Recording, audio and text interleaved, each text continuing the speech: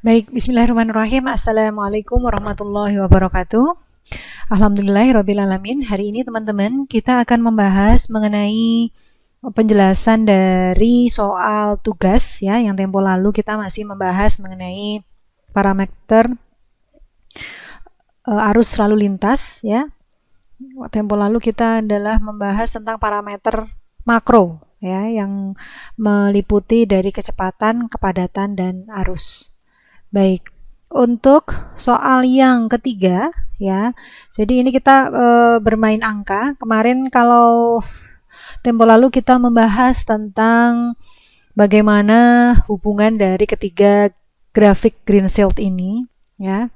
Ini disebut sebagai grafik Greensill yang merupakan penjelasan dari parameter kinerja untuk karakteristik arus lalu lintas makro ya. Secara makro kita akan melihat lalu lintas tersebut secara menyeluruh begitu. Nah, dari soal yang terakhir itu disebutkan jika didapatkan hasil survei volume di suatu ruas, di sini Jalan Kaliurang, sebesar 50 SMP per jam ini, dan sedangkan dari kapasitas didapatkan sebesar 2500 SMP per jam. Nah, maka dengan menggunakan grafik Greensill ini, jelaskan kemungkinan kondisi kecepatan dan kepadatan pada tingkat arus tersebut. Baik, yang pertama, jika menemukan soal seperti ini, yang paling mudah adalah teman-teman ngeplot data yang ada dari berdasarkan soal di dalam grafik Greensill tersebut. Nah, yang pertama yang bisa diplot adalah posisi arus ya. Jadi arus di sini pada grafik yang pertama itu merupakan sumbu Y ya. Disebutkan bahwa arusnya sebesar 50 SMP per jam dan padahal kapasitasnya sebesar 2500 SMP per jam. Jadi kapasitas ini adalah merupakan Qmax ya, arus maksimal yang bisa ditampung dalam ruas jalan tersebut, sehingga posisi Qmax di sini ya sama dengan kapasitas, sehingga ditarik posisi kapasitas itu ada di sini 2500 SMP per jam. Ini satuannya sudah ya, SMP per jam di atas. Nah, berarti di sini posisi 2500 sehingga 50 ini ada di mana gitu. Nah, 50 itu pastinya bakal berada di sekitar bawah sini ya. Sekitar bawah di sini 50 SMP per jam. Nah, setelah itu teman-teman, kita tarik garis 50, posisi 50 itu ada di mana di dalam grafik yang pertama ini. Kita tarik garis demikian. Nah, kalau berdasarkan grafik yang pertama, seperti yang teman-teman lihat, ini memotong di dua titik teman-teman, karena bentuk grafiknya adalah parabola. Ada memotong di titik A dan memotong di titik B. Nah, sudah. Dari sini kita sudah dapat nih jawaban untuk kondisi kepadatan, ya, kepadatan atau kerapatan yang berpotongan di sumbu X pada grafik yang pertama. Jadi di sini bisa terlihat ketika di titik A, maka kepadatannya rendah. Terlihat di sini dia mendekati angka 0 dan pada titik B di sini kepadatannya tinggi, mendekati angka kepadatan yang tertinggi ya, atau deadlock di sini.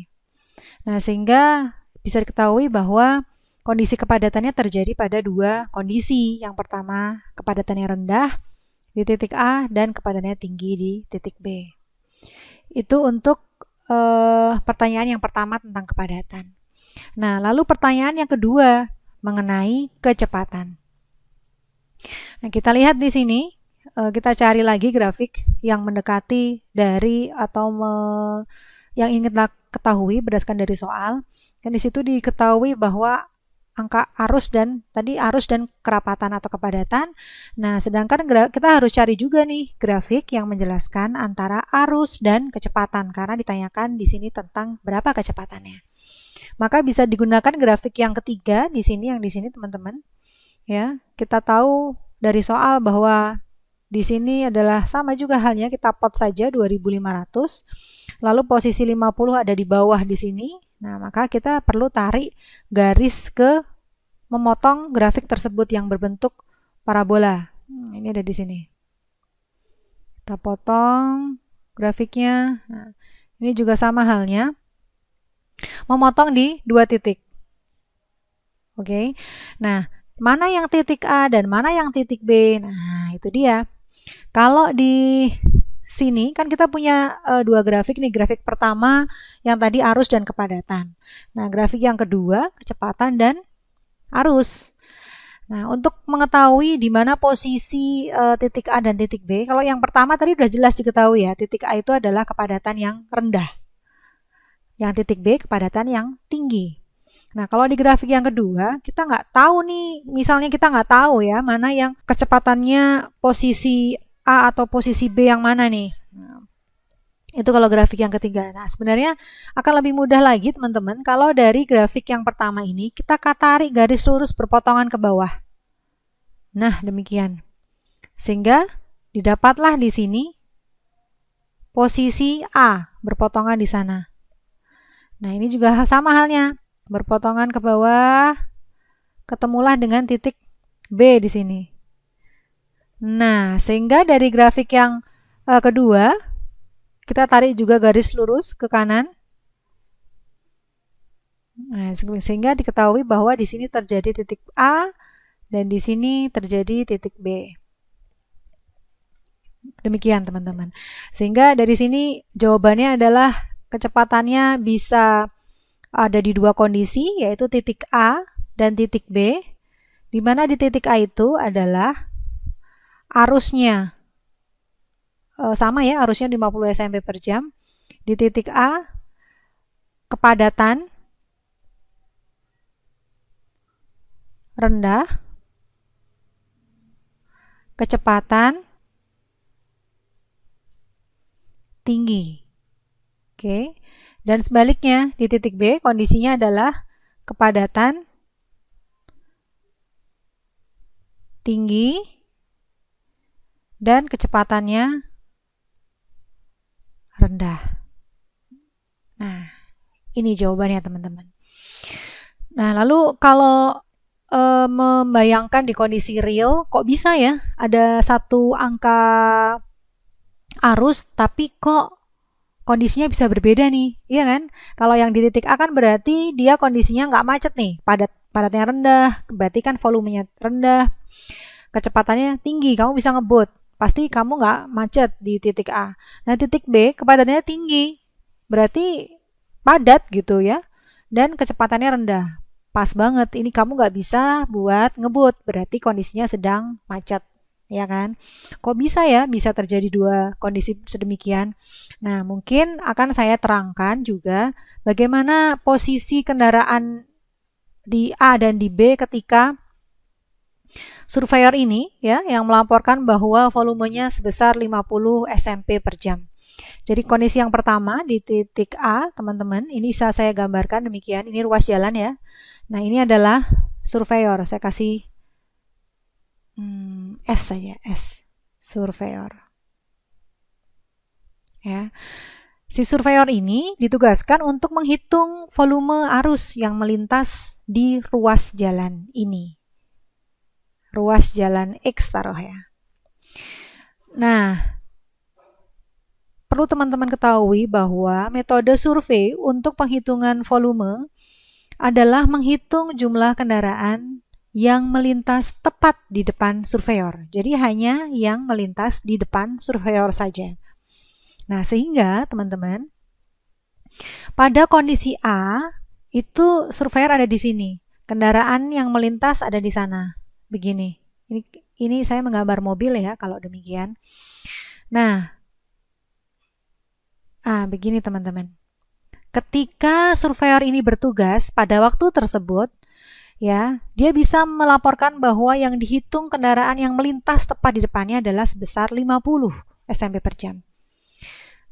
Dengan kondisi di depan garis surveyor itu posisinya lengang di sini, lengang. Sehingga kendaraan yang melintas memang kecepatannya tinggi, dia bisa ngebut karena lengang. Nah, kondisi yang kedua, ini kondisi titik B, teman-teman. Metodenya sama, ini adalah seorang surveyor yang dia bertugas untuk menghitung kendaraan yang melintas tepat di depannya, ya. Jadi ini adalah kendaraan yang melintas yang akan dihitung di depan surveyor tersebut. Nah, begini ya. Nah, tapi kondisinya apa? Kondisinya di depan surveyor ini sudah terdapat antrian kendaraan. Demikian. Nah, sehingga karena di sini sudah ada antrian kendaraan, maka surveyor tersebut ya memang hanya menghitung kendaraan yang melintas di depannya sebesar 50. Kenapa? Karena memang yang bisa masuk ke dalam ruas jalan tersebut hanya 50 gitu. Yang ini nih, yang dua dua di belakangnya dia nggak bisa melintas masuk karena di sana sudah ada antrian kendaraan yang terjadi. Nah, sehingga posisinya adalah si surveyor ini sama-sama dia menghitung hanya 50 kendaraan SMP per jam aja yang melintas di depannya. Tapi kondisinya di depannya sudah ada panjang antrian. Sudah ada antrian kendaraan. Sedangkan yang di titik A atau kondisi A posisinya lengang sehingga memang tidak ada kendaraan yang melintas dan di belakangnya garis pengamatan surveyor juga tidak ada kendaraan yang melintas. Demikian. Mungkin itu teman-teman yang bisa saya bahas untuk materi tugas hari ini. Terima kasih buat perhatiannya. Assalamualaikum warahmatullahi wabarakatuh.